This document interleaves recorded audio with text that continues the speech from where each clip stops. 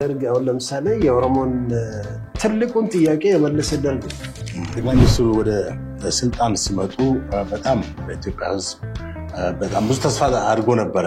እንዳምሳቸው በጣም ህዝባዊ ድጋፍ ነበራቸው። ህዝቡም በቃ የቀደመው የኢህአዴግ አምባገነን ስርዓት ተወግዶ በኢትዮጵያ በአዲስ መታደስ ሁኔታ ነበር። ኤኒዌይስ ብዙም ሳይቆይ ነው የህዝብ ድጋፍ ቀስ በቀስ ያለ የተለያዩ ችግሮች፣ ግጭቶች፣ ጦርነት በብሔር በማንነት የተነሳ ሰዎች መፈናቀል፣ መገደልና የመሳሰሉት ህዝቦች በሰላም ገብቶ ወጥቶ ሰርቶ ተምሮ መኖር አለባቸው። መንግስት ያስፈልገው ለዛ ነው። ጨቋኝ ስርዓቶች ለረጅም ዓመታት የኦሮሞን ህዝብ ሲጨቁኑ የነበሩ የኦሮሞን ህዝብ በሃይማኖት መከፋፈል፣ በአካባቢ፣ በጎሳ፣ በፖለቲካ አመለካከት መከፋፈል የኦሮሞ ህዝብ አንድነት እንዳይኖረው ሲሰሩ ቆይተዋል። የራሱን አይደንቲቲ ባህሉን፣ ቋንቋውን የማሳደጉ ሁኔታ ዘረኝነት ሊያሰኝ አይችልም። በኦሮሞ ማህበረሰብ ውስጥ በጂኦግራፊም በጎሳም በሃይማኖትም ልዩነት አለ። ይሄን ኮንሰፕቱን የትራንዚሽናል የኦሮሚያ መንግስት ክልላዊ መንግስት መመስረቱን አንድ ግለሰብ ብቻ ነው ቀድሞ የቼርማን ነው ይሄንን ያደረገው፣ ሌሎቹ ሳይመካከሩበት እና ይሄ አሁን ደግሞ ወደ ኢብሳ ናቸው ዳውድ ኢብሳ እና አሁን ደግሞ ፕሮፌሰር መራራም ተጨመረበት።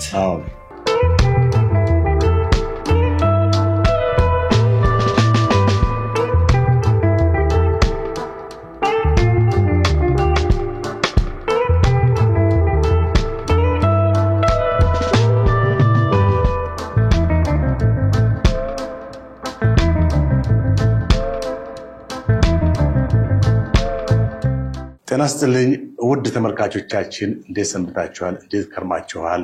ለዛሬ እንግዳ ይዘላችሁ ቀርበናል። እንግዳችን ኦቦ ኢብሳ ነጋው ጉርሙ ወይም አቶ ኢብሳ ነጋው ጉርሙ ይባላሉ። ለረጅም ጊዜ በፖለቲካ ውስጥ በተለይም በኦሮሞ ነጻነት ግንባር ውስጥ በአመራርነት ያገለግለዋል። አሁን ደግሞ የፓርቲው የስትራቴጂክ አማካሪ በመሆን እያገለገሉ ይገኛሉ። በኢህአዴግ ስርዓት ወቅት ኢህአዴግን በመቃወም ለስደት ተዳርገዋል። ይኸውም ወደ ጅቡቲ፣ ሱዳን እና ወደ ሶማሌ አካባቢ ከምስራቅ አፍሪካ ነው። ወደ አውሮፓም ሄደዋል። እንግዲህ አሁን ኦቦ ኢብሳ በቅርቡም አንድ መጽሐፍ አሳትመዋል። መጽሐፍ በአድዋ ሙዚየም በጣም የቀድሞ የኦሮሚያ ክልል አስተዳደር አመራሮችና አሁን በስልጣን ላይ ያሉትም በተገኙበት ሁኔታ በጣም በደማቅ ሁኔታ ተመርቋል። ሪፎርሙና ጠቅላይ ሚኒስትሩ የሚል ነው። በዚህ መጽሐፍ ላይ የኦሮሞ ህዝብ ማንነት፣ ታሪኩን፣ ባህሉን፣ የተለያዩ እሴቶቹን እንዲሁም በኦሮሞ በጨቋኝ ስርዓት ውስጥ ባሳለፋቸው ትግሎችንም አንስተው በሰፊው ያብራራሉ። እንደገና የኦሮሞን ፖለቲካም ከሌላው ኢትዮጵያ ብሔር ብሔረሰቦች ጋር እንዴት ተሰማስሎ መሄድ እንዳለበትም በሰፊው አንስተዋል። እንዲሁም ሪፎርሙ ማለትም ጠቅላይ ሚኒስትሩ ወደ ስልጣን ከመጡ በኋላ የመጡ ውጤቶችን፣ መልካም ውጤቶች እንዲሁም ህጸጾችን፣ ድክመቶችን በጣም በስፋት ይተነትናል። በዚህ ላይ ደግሞ በተለይም ለዚህ ለለውጡ እንቅፋት የሆኑ አመራር በስልጣን ላይ ያሉ የብልጽግና እንትኖችም እያነሱ ሂስ ወይም ትችት ያቀርባሉ። በአጠቃላይ እንግዲህ በዚህ መጽሐፍ ዙሪያ ያነሳናቸው ጥያቄዎችና ሌሎችንም በህዝብ ዘንድ ያሉ ጥያቄዎችን ሰብስበን ከኦቦ ኢብሳ ጋር የምንቆይ ይሆናል። በድጋሚ እንኳን በደህና መጡ ኦቦ ኢብሳ። እኔም በጣም አመሰግናለሁ። ጥሩ እንግዲህ ኦሮሞ ህዝብ ማንነት ወይም ኦሮሞን ህዝብ እንዴት መግለጽ ይቻላል ከሚለው ጥያቄ ብንነሳስ? በጣም ጥሩ ነው። የኦሮሞ ህዝብ እንደማንኛውም ብሔር ብሔረሰብ በኢትዮጵያ ውስጥ ካሉት አንዱ ነው። በቆዳ ስፋትም የሰፈረበት ብዙ ነው። በዚህ ሀገር ውስጥ የተጫወተው የሀገር ግንባታም ይሁን ሀገሪቷን ከወራሪዎች ለመከላከል እንደየቁመናው ታግለዋል። ከዛ አኳያ ግን አስፈላጊ የሆኑት የፖለቲካ አረዳዳት ወይም ደግሞ የፖለቲካ ምንድነው የኮንሰንሰስ ኮንሰፕት የሚሉት በሀገሪቷ ላይ ያለውን ሁኔታ በእኩልነት ተቋዳሽ ያለመሆኑ ቅሬታዎች አድሮበት ብዙ ትግል እያደረገ እንደነበረ ነው። አሁን ግን ያለው ሁኔታ እሱ ብቻ ሳይሆን ሌሎች ብሔር ብሔረሰቦችም በእኩልነት በወንድማማችነት አብሮ የመኖሩ ሁኔታ እና ሀገሪቷን የማሳደጉ ሁኔታ ፎከስድ አድርገዋል። የተለያዩ የፖለቲካ አመለካከቶች በውስጡ አሉ እና አመለካከቶቹ ከዚህ በፊት ከነበሩት ቅሬታዎች የተነሱ የአመለካከት ሁኔታው የተለያየ ቢሆንም ኮንሰፕቱ አንድ ነው። ግን ሄዶ ወደ መጨረሻ የራሱ የገዳ ስርዓት በኖስታልጂያ ደረጃ ወይም ባለፈ ታሪክ አኳያ ቢነገርም ዲሞክራሲያዊ ኮንሰፕቱን አሁን ኤክሰርሳይዝ እያደረገ ስላልሆነ የውጥረት ፖለቲካ በኢትዮጵያ ውስጥ ባህላዊ ኮንሰፕት ሆኖ እሱንም ነክቶታል ማለት ነው። ምን ማለት ነው? ዲሞክራሲ ስንቀበል የወንድማማችነቱ የአንድ ሀገር ዜግነቱ በእኩልነት ደረጃ በድምፅ ወደ ስልጣን የመምጣቱ ሁኔታ በዚህ ሀገር ትንሽ ችግሮች ነበሩት። ወደፊት ግን መሆን ያለበት በስልጣን እንጂ በጠመንጃ እንዳልሆነ አረዳዳቱ በዚህ ደረጃ ብናደርገው ይሻላል የሚሉ ብዙዎች ናቸው። ሌሎች ወደ ጠመንጃ ነው የመሄዱ ሁኔታ ይሄ የኢትዮጵያ ባህላዊ የፖለቲካ ትራዲሽን ወይም ባህል ሆኖ የቆየ ስለሆነ ስልጣን የሚገኙ ከጠመንጃ ፈሙዝ ነው ወደ ጠመንጃ መሄድ አለብን የሚለው ነው። ገድለህ ስልጣን ትወስዳለህ። ኦልሬዲ ወንጀለኛ ሆነ ነው ስልጣን የምትወስደው። ከዛ አኳያ ግን መሄድ የለበትም ነው።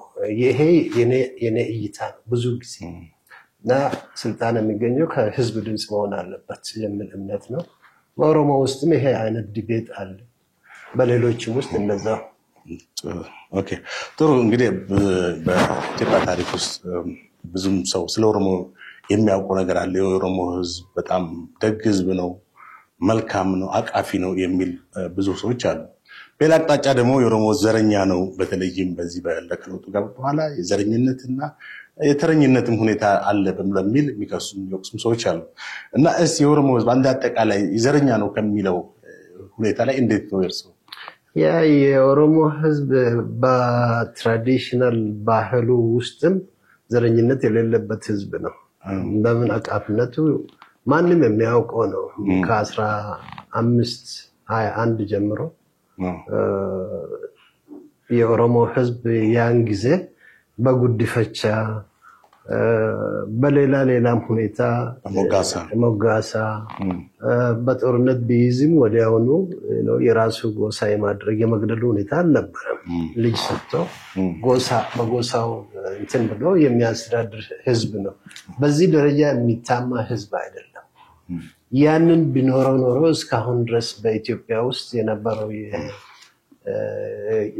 የመጨቆኑ ሁኔታ ወይም ደግሞ ለአገዛዙ መሳሪያ ላለመሆን ያደረገው ሁኔታ በዘረኝነት የሚታሰብ አይደለም። ዘረኝነት ሴንስ በነጭና በጥቁር አካባቢ ያለው የሬስ ጉዳይ ሆኖ ነው በዓለም ላይ የሚታየው። በጥቁርና ጥቁር መካከል ዘረኝነት የሚባል ነገር ሪሊ የራስን ብሔር ማህበረሰቡን ይሄ ብሔር ማህበረሰብ ነው ካልክ ዘረኛ የሚያሰኝ አይደለም። እኛ ሁሉ ጥቁሮች ነን እዚህ። ዘረኝነት ደግሞ ከባህር ጋር ነው ከምንድነው ከስልጣን ጋር ነው የሚሄደው ብዙ ጊዜ እንጂ የተጨቆነ ሰው ዘረኝነት ሊባል አይችልም። ቢኮዝ ምንም ማድረግ አይችልም እና የራሱን አይደንቲቲ ባህሉን፣ ቋንቋውን የማሳደጉ ሁኔታ ዘረኝነት ሊያሰኝ አይችልም። ከዚህ አኳያ ስታይ ባለ ጊዜ ነው የሚያሰኝም ምንም አይነት ተአምር የለም። በዚህ ሀገር ውስጥ አሁን ያለው የፌደራል ሲስተም ነው። የፌደራል ሲስተሙ ደግሞ የሌሎችንም ሁሉንም ብሔረሰቦች የወንድማማችነት በእኩልነት ለማስተዳደር እየተደረገ ያለው ጥረት አብሶሉት ነው ማለት አይቻልም። ግን አጀማመሩ ራሱ ከዚህ በፊት ከነበረው የመገፋፋት ሁኔታ አሁን በእኩልነት ወደ ፌደራሊዝም የመሄድና ይሄን ፌደራሊዝም ደግሞ ወደ ዲሞክራቲክ ባህል ለመውሰድ የሚደረገው ሁኔታ ረጅም ትግል ያስፈልጋል። ለዲሞክራሲ ምን እንደማስበው ከዛ አኳያ ሲያይ ዘረኝነት ምን ማለት እንደሆነ የሚሉት ሰዎች ብቻ ሊገባቸው ይችላል። ጥሩ እንግዲህ ብዙ ኦሮሞ ፖለቲከኞች የሚነሳ ሐሳብ አለ። ምንድነው የኦሮሞ ህዝብ ባለፉት ስርዓቶች በጣም ተጨቁኗል፣ ተገፍቷል፣ ተበድሏል የሚል ነው። እርሶም በዚህ ሪፎርሙና ጠቅላይ ሚኒስትሩ በሚለው መጽሐፍ የጨቋኞች ስርዓት በሚል ገጽ 19 ላይ እንዲጠቅሰውታል። በአገራችን ውስጥ ጨቋኝ ስርዓቶች ኦሮሞነትን ወይም ኦሮሞማን ለማጥፋት ኦሮሞን ሰብሮ በራሳቸው ስር ለመግዛት የኦሮሞን ህዝብ አንድነት በማፍረስ ላይ ሲሰራበት ቆይቷል። ጨቋኝ ስርዓቶች ለረጅም ዓመታት የኦሮሞን ህዝብ ሲጨቁኑ የነበሩ የኦሮሞን ህዝብ በሃይማኖት መከፋፈል፣ በአካባቢ፣ በጎሳ፣ በፖለቲካ አመለካከት መከፋፈል የኦሮሞ ህዝብ አንድነት እንዳይኖረው ሲሰሩ ቆይተዋል ይላል። አሁን እንግዲህ እስኪን ሐሳብ ምንድነው ያው ብዙ ጊዜም የሚነገር ነገር አለ። ኦሮሞ በእንደዚህ ተበድሏል። በዛ በተለይ ደግሞ ኦሮሞ በአንድ ስርዓት በአንድ ብሔር አማራ በሚባለው ማህበረሰብ መበደሉን የሚያነሱ አሉ። እንዴት ነው የሚዛናዊ አድርጎ መግለጽ የሚቻለው? እኔ የስርዓት ጉዳይ እንጂ የብሔር ጉዳይ አይደለም እዚህ ላይ ያለው። ስርዓቱ ነው የኦሮሞን ህዝብ የጨቆነ። በስርዓቱ ውስጥ ደግሞ ኦሮሞም አለበት፣ ሌሎችም ሰዎች ይኖራሉ። የጥቅም ጉዳይ ነው። ከስርዓት አኳያ የኦሮሞ ህዝብ ብቻም አይደለም የተጨቆነ፣ ሌሎች ትናንሽ ብሔር ብሔረሰቦችም ተጨቆነዋል። በቋንቋቸው ያለመማር፣ ቋንቋቸውን ያለማሳደግ፣ ባህላቸው የአገሪቱ ባህል ሆኖ በእኩልነት ኢንተርቴይንድ እንዲሆን ያለመደረጉ ሁኔታ የኦሮሞን ህዝብ ትልቅ ቅሬታ ፈጥሮበታል። ሁለተኛ ፎር ኤግዛምፕል ይሄ ርስተ ጉልትና በሰሜን እና በሳውዝ መካከል የነበረው የመሬት ስርዓት የተለያየ ነው እና ያ ሁኔታ ለምን ሆነ ለምለው ሁኔታ የርስተ ጉልት ሁኔታ ብዙ ጊዜ በዘር የመጣ ነው፣ በፋሚሊ የመጣ ነው። ወደ ታች ሲመጣ ግን ናሽናላይዝ የማድረጉ ሁኔታና እንዲያውም ሲሶ ራሱ ለቤተክርስቲያን እንደዚሁ የመሰጠቱ ሁኔታ ስታይ የኦሮሞ ህዝብ በመሬቱ ላይ የራሱ ተጠቃሚ ያልሆነበት ምክንያቶች ይታያሉ። ጭቆና የሚባለው ይሄ ነው እና ማን ናቸው የጨቆኑት ለምለው የራሱ ሰዎችም አሉበት።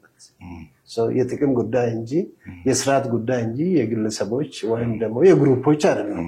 ይህ ሲባል ደግሞ ለምንድነው አልተጨቆነም ብሎ የሚሉት ካሉ አይ ቲንክ ያለ አይመስለኝም። በዚህ ደረጃ ኦሮሞ ህዝብ አልተጨቆነም ለማለት አይቻልም እና ቋንቋው እንዳይማር ተደርጎበታል። ኢቭን በጣሊያን ጊዜ የአማርኛ ቋንቋ ማለት የኦሮምኛ ቋንቋ በሬዲዮ ሲተላለፍ የነበረ ነው። የውጭ ወራሪ እንኳን ሪኮግናይዝድ አድርጎ እሱን ወደ ራሱ ለማባበል በቋንቋው ተጠቅሞ አለ አይደለም።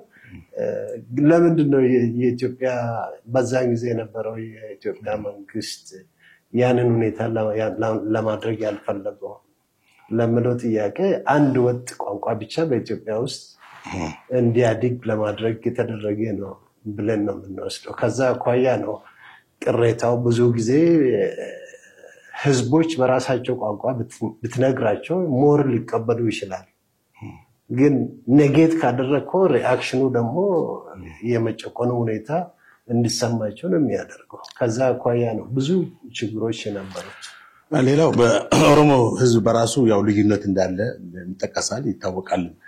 ማለትም አሁን በኦሮሞ ማህበረሰብ ውስጥ በጂኦግራፊም በጎሳም በሃይማኖትም ልዩነት አለ። ለምሳሌ የባሌ ኦሮሞ አለ፣ የወለጋ አለ፣ ሸዋ አለ፣ ወሎ አለ። በጣም የተለያየ ኦሮሞ ጎሳዎች አሉ። እነዚህን አንድ አድርጎ የፖለቲካ ትግልን ወደፊት ፎርዋርድ ለማድረግ አንድ እንቅፋት እንደሆነ ይታወቃል። እርሶ ደግሞ በዚህ መጽሐፍ ላይ ሪፎርም ጠቅላይ ሚኒስትሩ በሚለው መጽሐፍ ላይ የኦሮሞን አንድነት በጽኑ መሰረት ላይ ለመገንባት መደረግ ያለበትን እንትን አስቀምጠዋል። ምንድነው ይሄ ጽኑ መሰረት?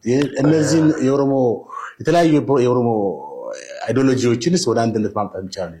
የተለያየ የአስተሳሰብ ጉዳይ ነው በዚህ ሀገር ውስጥ ያለው ግድፈት ወይም ድክመት ያለው የአስተሳሰብ ጉዳይ ነው። አስተሳሰብ ስለ ዲሞክራት የህዝብን የማስተዳደር ሁኔታ የዲሞክራሲ ጥያቄ ነው። ዲሞክራሲ ደግሞ የአሳታፊነትን ኮንሰፕት ያለበት ነው።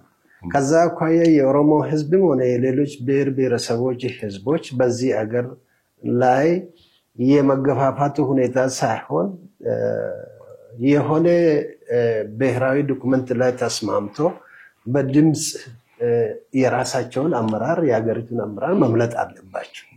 ግን የመገፋፋቱ ሁኔታ ደግሞ እንዳልኩት መጀመሪያ ሲጀምር እንደነገርኩ በጉልበት ህዝቡን የማስተዳደር ፍላጎት በዚህ ሀገር በየጊዜው ስንጸባረቅ የነበረ ሲሆን ማይንድ ሴቱ ራሱ ትክክል አይደለም ለዲሞክራሲ። ከዛ አኳያ ነው እኔ የኦሮሞን ህዝብ የማየው የአሳታፊነት ኮንሰፕቱ በዲሞክራሲ የማመን የሁሉንም ብሔር ብሔረሰቦች አንድነት የመቀበል የሁሉም ብሔር ብሔረሰቦች ብቻ ሳይሆን ኢንዲቪጁዋል ራይት ራሱ መከበር አለበት። ከኢንዲቪጁዋል ራይት ከመሪ አኳያ ሳይሆን የኢንዲቪጁዋል መብት ቤዚክ ነው ለዲሞክራሲ። የአንድን ግለሰብ መብት ሳታከብር የወልን ዲሞክራሲ የወልን የሰብአዊ መብት ማክበር አይቻልም። ስለዚህ የወል ብቻ ሳይሆን የኢንዲቪጁዋልም መከበር አለበት። አሁን ለምሳሌ ብዙ አገሮች ወደ ነፃነት ሲመጡ የብሔርን ጥያቄ አንስቶ ነው። ግን ነፃ ከወጡ በኋላ እርስ በራሳቸው ደግሞ የመጨቋቆኑ ሁኔታ አለ ማለት ነው። ሰው የግለሰብ መብት ቅድሚያ ተሰጥቶት የወልም በተጨማሪ ሪፍሌክት ሊደረግ የሚችለው በግለሰብ ደረጃ መብት መከበር አለበት። እንግዲህ እኔ የኦሮሞን አንድነት የማየው ከዲሞክራሲ አኳያ እንጂ አንዱ ጎሳ አንድን የመክፋት ወይም ደግሞ የኔ አካባቢ ሰው ይበልጣል የሚል ኮንሰፕት አስፈላጊ እንዳልሆነ ነው።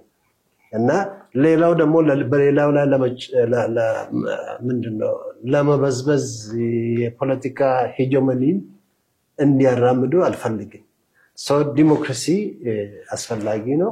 ከያንዳንዱ አካባቢ የሚመረሰው በህዝቡ ነው የሚመረጠው። ከዛ በኋላ በፓርላማ ውስጥ አንድነቱ ሪፍሌክት ይደረጋል እንጂ አንዱን በላይነት ለመጎናጸፍ የሚያደርገው ነገር ጥሩ መፍትሄ ነው። እንግዲህ እንደሚታወቀው ጠቅላይ ሚኒስትሩ ወደ ስልጣን ከመጡ በኋላ ያው የኦሮሞ ፓርቲ ወደ ስልጣን መጥቷል። ኦሮሞ ሀገሪቷን የመራ ነው። ሌሎች ፓርቲዎች ወይም ሌሎች ብሔሮች እንኳን ቢኖሩም በአብዛኛው ባይበልጥ በሀገሪቱ ላይ የኦሮሞ አመራር ነው ያለው። እርሶም እዚህ ገጽ 388 ላይ ለብዙ ዓመታት የኦሮሞ ፖለቲካ አካታችና አሳታፊ ፖለቲካ አልነበረም። ኦሮሞ ዛሬ ሀገሪቱን ወደ ማስተዳደር ደረጃ ተሸጋግሯል። ኦሮሞ ዛሬ ሀገርን ለማስተዳደር በተሸጋገረበት ደረጃ ሁሉንም ኦሮሞ ወደሚያጠቃልለው ሁሉን አቀፍ ፖለቲካ መሸጋገር አለባቸው። ሁሉን አቀፍ ይህንስ እንዴት ነው መግለጽ የሚቻለው? ይሄ እዚህ አባባል ላይ የኦሮሞ ፖለቲካ የአካታችነት ሁኔታ እንዳልሆነ ዲሞክራሲ ስለሌለ ነው። አካታች አልነበረም። ግለሰቦች ናቸው ተነስተው ኦሮሞን ይወክላሉ ወይም በቡድን ወይም በግለሰብ ሲሉ የነበሩት። እኔ የአካታችነት ሁኔታ ወደ ዲሞክራሲ ሲመጣ ይህ ህዝብ የራሱን አስተዳደር ራሱ መምረጥ አለበት።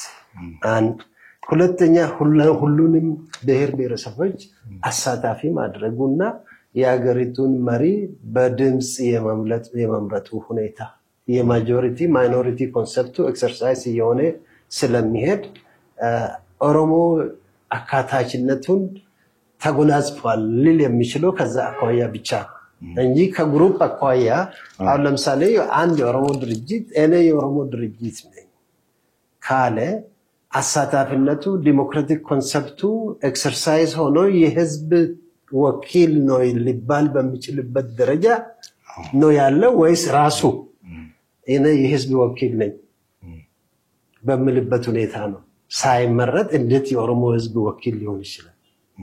መመረጥ አለበት ነው። መመረጡ ደግሞ በሀገር ደረጃ የሁሉም ብሔር አሳታፊነት እንጂ የኦሮሞ ብቻ አይደለም ማለት ነው። ኦሮሞ ሌሎችን ብሔር ነጌት ማድረግ የለበትም ሰው የሚል ኮንሰፕት ነው እዚህ ውስጥ ያለው። ትንሽ ፊሎሶፊካሊ ብዙ ጊዜ ወስዶ ማየት አስፈላጊ ይመስለኛል። እና አሁን ለምሳሌ የኦሮሞ ድርጅት ነው አንድ የኦሮሞ ድርጅት መቼ ነው የተመረጠው የሚያሰኝ ጥያቄ ሊነሳ ይችላል። ህዝቡ ሳይመርጠው የኦሮሞ ህዝብ ወኪል ነጌት ተደርጓል ወይም ደግሞ ተገፍቷል ተብሎ የሚባለው አመለካከት በሁሉም ዘንድ እንደዛ መሆን አለበት። አሁን ለምሳሌ የአማራ ድርጅት ነው ይሄ እኔ አማራን እወክላለሁ፣ ግን የወክልና ጥያቄ እንዴት ነው ድምጽ ተሰጥቶ የአማራ ህዝብ ድምጽ ሰጥቶበታል ወይስ አልሰጠም? ትልቅ ጥያቄ ነው እና የተለየ ኢንትረስት ሊወክል ይችላል ያ ግሩፕ ወይም ግለሰብ። ስለዚህ የኦሮሞ ድርጅቶች የሚባለው ሳይመረጥ የኦሮሞን ይወክላለሁ እኔ ኦሮሞ ማለት እኔ ነኝ ኦሮሞ ማለት ይሄ ድርጅት ነው ይሄ አይነት ቲዮሬቲካል ግድፈቱ በመሪ ደረጃ መታየት አለበት የሚል አቋም ነው ያለኝ። ጥሩ ነው። እንግዲህ በዚህ መጽሐፍ ላይ ባለፉት ስርዓቶች የኦሮሞ ህዝብ መጨቆኑ በስርዓቱ መገፋቱ እና የተለያየ ችግሩ ማለት የስርዓቱ ሰለባ እንደሆነ ተገልጿል። መጽሐፉ ውጭም ብዙ ፖለቲከኞችም ይሄን ይገልጹታል። አሁንስ ኦሮሞ ነፃ ወጥቷል ወይ? አሁን በዚህ በጽግና ወይም አሁን ባለው መንግስት ኦሮሞ ነፃ ወጥቷል ብሎ መናገር ይቻላል? እኔ አሁን የአንድ ብሔር ብቻ ነጥዬ የነፃነት ጥያቄን በኢትዮጵያ ውስጥ አንድ ብሔር ነፃ ወጣ ከሚል ሁሉም ብሔር ብሔረሰቦች ወደ ነፃነት እየሄዱ ነው። ነፃ ናቸው የሚባለው ለምንድን ነው? የራሱን አመራር ሲመርጥ ዲሞክራሲያዊ ፕሮሰሱ ተጀምሯል። ይህንን ሙሉ ነፃነት የሚባለው ጥያቄ የምንድነው? የባንዲራ ጥያቄ አይደለም። በዚህ ሀገር ውስጥ ሁሉም ብሔር ብሔረሰብ አንድ ነው። የዚህ ሀገር ህልውና ከነሱ ጋር የተጣመረ ስለሆነ የኦሮሞ ህዝብ ከነበረው የጭቆና ሂደት ወደ ነፃነት ጎዳና ከሌሎች ብሔር ብሔረሰቦች ጋር መጓዝን ጀምረዋል ማለት ይችላል። ለምን እሱ ነፃ ወጥቶ ሌሎች ነፃ ባይወጡ ነፃነቱ ትክክል አይደለም እና ጎረቤቲ እየተጨቆነ ወይም ደግሞ ሌላ ሁኔታ እየገጠመው አንተ ነፃ መውጣት አይችልም። እና ሁሉን አቀፍ የሆነ ዲሞክራሲያዊ ይዘቶች መጎልበት አለባቸው። ሰላማዊ የሆኑ ትግሎች ከዲሞክራሲያዊ ኮንሰፕት ወይም ይዘት ውጪ ከዛ አውድ መውጣት የለባቸውም እና የዚህ ሀገር ህዝቦች በድምጽ የራሳቸውን ሀገር መሪ መምረጥ አለባቸው የሚል እምነት አለኝ። እኔ ብዙ ጊዜ የምለው የፓርቲዎች ጫጫታ ወይም ጩኸት ለህዝብ በሰላማዊ መንገድ ህዝቡ ማንን እንደሚመርጥ ቢነግሩት አይገባም፣ ግን ማመቻቸት አለባቸው። ማመቻቸት ስለ ከጠመንጃ ነፃ መሆን አለባቸው ህዝብ እንዲመርጣቸው ከፈለጉ። ከጠመንጃ ነፃ ካልሆነ እንዴት ህዝቡ የራሱን መሪ ሊመርጥ ይችላል? ችግሩ አሁን እዛ ላይ ነው እና የተለመደው ትራዲሽን በጠመንጃ ህዝቡን በማስፈራራት ወይም ደግሞ በመግፋት ራሳቸው ለስልጣን የሚሄዱ ብዙዎች ናቸው። ይሄ ትክክል አይደለም። የህዝብ ውክልና በዚህ መንገድ አይመጣም። ሊመጣ የሚችለው በሰላማዊ መንገድ ብቻ ነው እና ድሮ ሲደረግ እንደነበረው ከዓለም ወደ ኋላ የቀረው የኢትዮጵያ ህዝብ እነዚህ አይነት በጥባጮች የራሳቸውን ድምጽ በግዴታ የመቀበልን ሂደት እንጂ የህዝቡን ድምጽ የመቀበልና ለህዝቡ ማጎብደድን ያልተማሩ ስለሆነ ችግሮች አሁን ያሉት ህዝቡን እንዲወስን ሳይሆን ፓርቲዎች እንዲወስኑ ማቋራጭ ስልጣን እንፈልጉም አሉ እና ይሄ ሁኔታ ትክክል አይደለም። የውክልና ሂደቱ ክሊርሊ በደንብ ህዝቡ ሊረዳው ይችላል። ህዝቡ እኔ ነኝ ወሳኝ ብሎ አቋም መውሰድ አለበት የሚል እምነት አለ። ጥሩ ነው። እንግዲህ በኦሮሞ ብሔር በኦሮሞ ህዝብ ስም የተቋቋሙ ብዙ ፓርቲዎች አሉ። ምናልባት 5 ከ6 ከዛ በላይ ሊሆኑ ይችላሉ። የኦሮሞ ፌዴራሊስት ኮንግረስ አለ እነ መራራ የሚመሩት የእናንተ ኦነግ አለ ኦሮሞ ነጻነት ግንባር ኦሮሞ ከ40 ዓመት 50 ዓመት ያክል እድሜ ያለው አንጋፋ ነው። ሌሎችም አሉ እና ያው ምንም እንኳን የኦሮሞን ህዝብ እንወክላለን ቢሉም እስካሁን ወደ አንድነት የመምጣት እንትንም የላቸውም ዝንባሌ። በቅርቡ የኦሮሚያ ሽግግር መንግስት ብለው መስርተዋል። ምንድነው የኦሮሚያ ሽግግር መንግስት? ምን ያክል እንደውም የብልጽግና ፓማን ነው ፓርቲን ወደ እነሱ ለማምጣትም ጥያቄ አቅርበዋል። አይ ቲንክ ይሄ በጣም ኤግዛጀሬት ያደረገው ሁኔታ በኦሮሞ ስም የተደራጁ ድርጅቶች ይሄንን ማንሳታቸው በአንዳንድ አካባቢ በተለያየ ብሔር ብሔረሰብ አካባቢ ሪዘንትመንት ይፈጥራል። በአገሪቱ ውስጥ ለምሳሌ ሁለት መንግስት በአንድ ሀገር ውስጥ ሊኖር አይችልም፣ ተደርጎም አይታወቅም። ምክንያቱም መንግስት ሲባል ዲፋይንድ የሆነ ትሪተሪ አለ፣ ህዝቦች አሉ በዛ ትሪተሪ ውስጥ እና ከዛ ውጪ ሌላ መንግስት ሊመሰረት አይችልም። ምክንያቱም ብሎትም ሊሆን አይችልም። እንደ ትንሽ እንደ ቅዠት አይነት ነገር ነው የሚሆነው። ለምን መሰለ የሚያዙት የለም ፍሪ ያደረጉ ወይም ነፃ ያወጡት ህዝቦች የሉ ሊያዙ የሚችሉት። ስለዚህ ሁለት አገር ውስጥ መንግስት ሊመሰረት አይችልም፣ ሊመጣም አይችልም፣ ተደርጎም አይታወቅም። በአለም ላይ ሊደረግ የሚችለው ለምሳሌ በፓርላማ ውስጥ ኮንፊደንስ ከሌለው ድርጅቶች በፓርላማ ውስጥ ካሉ ምርጫ እስኪካሄድ ድረስ የኬርቴከር ገቨርንመንት አለ አይደለ ሊድ ሊያደርግ ይችላል። ይሄ የኤክስፐርት የምሁራን መንግስት ተብሎ ሊሰየሙ ይችላሉ። አሁን ቤልጅየም ውስጥ 1 ዓመት ተኩል ነው ቆየው ማስታወስ ብችል ቮት ኦፍ ኮንፊደንሱ ወደ አንድ ድርጅት አልሄደም፣ ሊስማሙም አልቻሉም። ግን ኢንስቲትዩሽኑ ስላለ ቤልጅየም ምንም አይነት ችግር አልገጠማትም ማለት ነው። ኋላ ግን ተስማሙበት እና በዚህ ሀገር ውስጥ አሁን ለምሳሌ የኦሮሚያ ብሔራዊ ክልላዊ መንግስት አለ፣ ጨፌ አለ። በጨፌ ውስጥ ተቃዋሚዎች የሉም። አንድ ድርጅት ብቻ ነው አሸንፎት ያለው ወደ 600 መቀመጫ እና ግጭቶች ቢኖሩም በአጠቃላይ በኦሮሚያ ውስጥ የኦሮሚያ ክልላዊ መንግስት ነው እያስተዳደረ ያለው። ይሄንን መንግስት ለመተካት የተወሰኑ ድርጅቶች ተስማምተው የኦሮሚያ ጊዜያዊ የሽግግር መንግስት መስርተናል ብሎ በመርህ ደረጃ ምን ማለት እንደሆነ ለአንዳንድ ሰዎች አይገባም።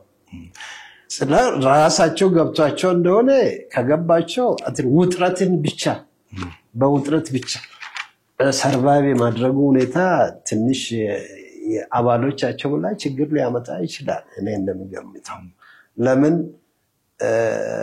የሆነ አካባቢ ኮርነር ሆነ ስትራይች ካደረክ መሬትን ከቆፈርክና እዛው ቆመ ሌሎችን እኔ ነኝ ዲክቴት የሚያደርገው ማለት ከጀመርክ ሌሎቹ ለምን ዲክቴት ያደርገናል ብሎ ፑሽ ሊያደርጉ ይችላል። ስለዚህ እኔ ከመጀመሪያውም ጀምሮ ይሄ ጥያቄ ከኤርትራ ወደ ኢትዮጵያ ለውጡ ሲደረግ ወደዚህ ለመምጣት ስንል ይሄ ጥያቄ በወልፍ ውስጥ ይነሳ ነበር እና ግለሰቦች ያነሱን ነበር። ግን ሊሆን እንደማይችል ተስማምተን ነው የመጣነው እና አሁን እንግዲህ መንግስት ከተመረጠ በኋላ በህዝብ የህዝብ ጥያቄን ይዞ በምርጫ ካሸነፈ በኋላ እንዴት አድርጌ ነው ኮንስቲቱሽኑ ዲስሪጋርድ ወይም ኮንስቲቱሽኑን ቦታ ላለመስጠት የሚደረግ ሁኔታ ከሆነ ትክክል አይደለም። ጊዜያዊ ሽግግር መንግስት ስትመሰርት ኮንስቲቱሽኑ ፈርሷል ማለት ነው።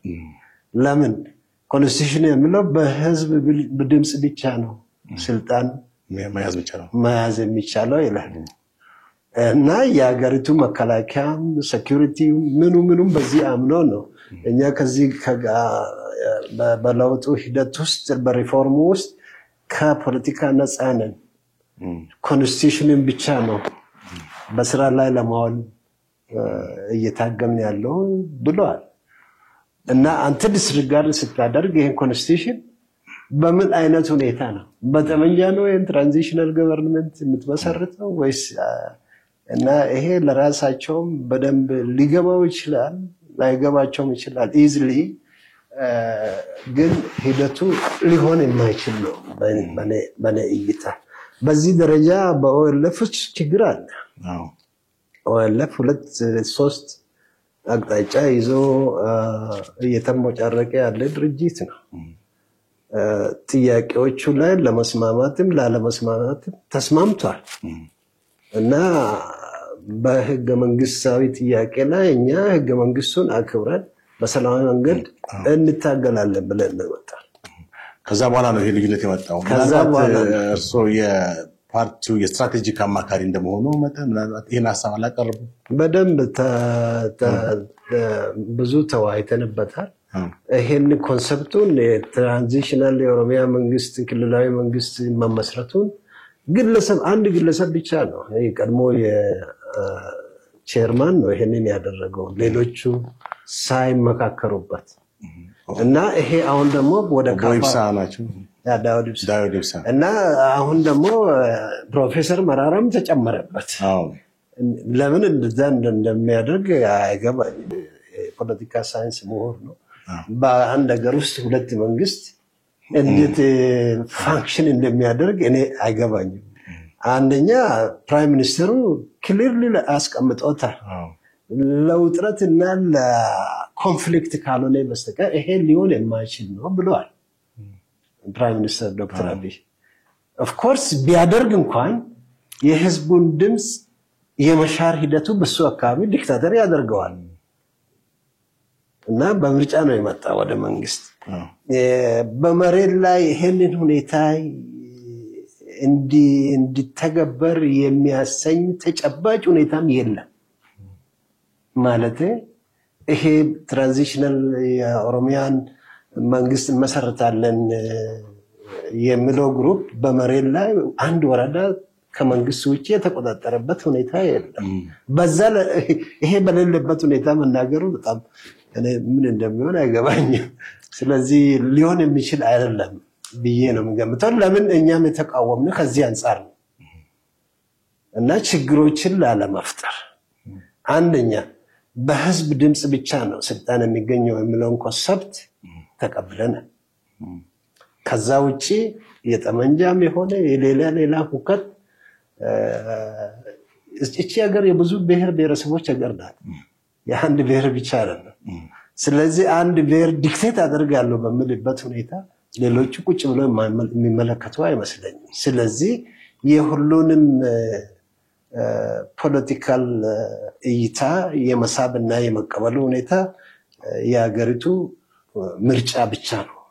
በምርጫ ስልጣን የመቀበልና በምርጫ ስልጣንን የመቀበል ስልጣንን የመተው ሂደቱ በዛ ደረጃ መሆን አለበት እንጂ በጠመንጃም ሊሆን አይችልም። በጩኸትም ሊሆን አይችልም። ይሄ ፕሬዚደንሲ ይፈጥራል። ሌላ ሁኔታዎች ሊመጡ ስለሚችሉ የሀገሪቱ ህዝብ እንደ ምርጫ ቦርድ የተቋቋመ ለምንድን ነው?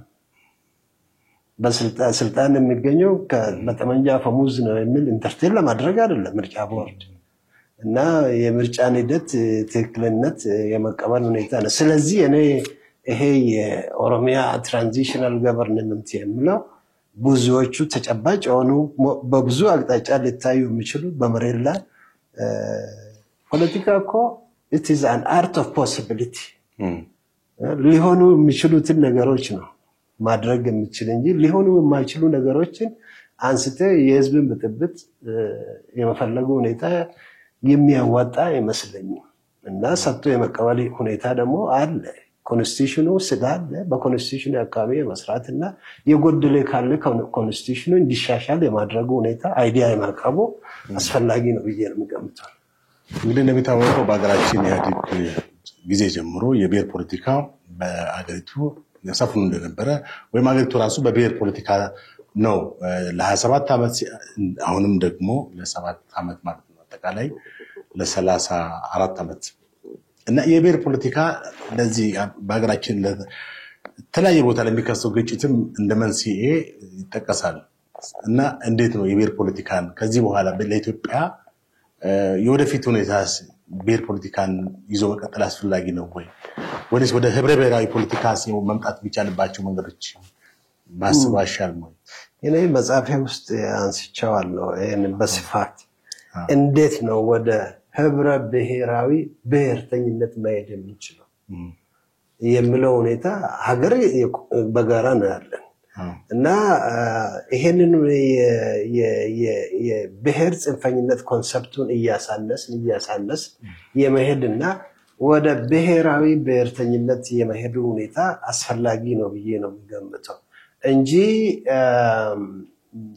በብሔር የመገፋፋቱ ሁኔታ ከዚህ በፊት የነበረው የፖለቲካ ሁኔታ ጭቆናዎች ስለነበሩ ሰዎችን የፖለቲካ ወገንተኝነት